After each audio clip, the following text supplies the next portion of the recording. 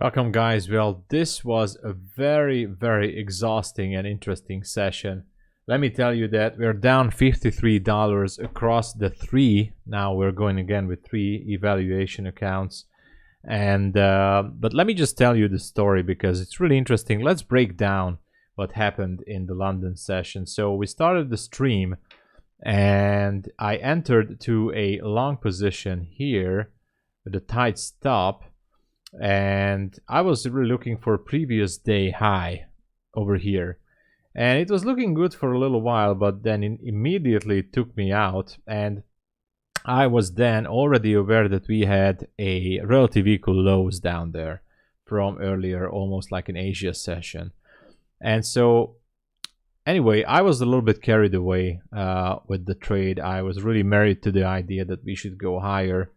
And so what I did when it retraced back down here on this small fair value gap, I entered the long with micros, a little bit late entry with the FOMO. And I added one more somewhere around here. And then as you see, it just got down and I had to close it with a little bit bigger loss than I originally anticipated. So that wasn't really a good thing to do. So one loss here, the second loss here. And this trade, it was still actually in the during the London stream, entered here on along with this small fair value gap at 5:38 a.m. Eastern Standard Time. I said, okay, now this time this should really, it shifted the market structure here at 262. Wanted to see it go higher, take out those equal highs up there.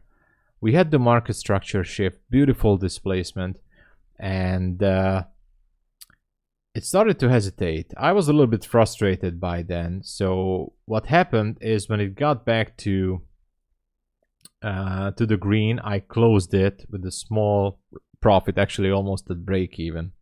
But look at this. My original TP was exactly here. And if I would have stayed in this trade, it would have missed my TP with only 1 point or so. And then it went all the way down exactly to my original stop loss level. So I consider myself still lucky because I exited at break even and it would have taken my stop loss exactly to the tick. And look at this dirty move, exactly back up there to the previous day high. Very frustrating London session. These are the times when, you know, you just don't know what the hell is going on. And I forgot to say that before that, price was already heading down, and so on the stream we thought that these lows are going to get taken out, and yet it didn't. They were just, you know, everything stayed the same.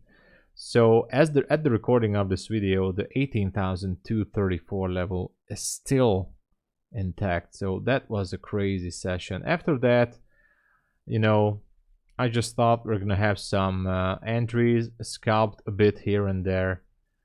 But look at this, was market open right here. This is 9:30, and look at this. This is the typical barcode chart, like nothing to do here. Absolutely unpredictable price action. Why?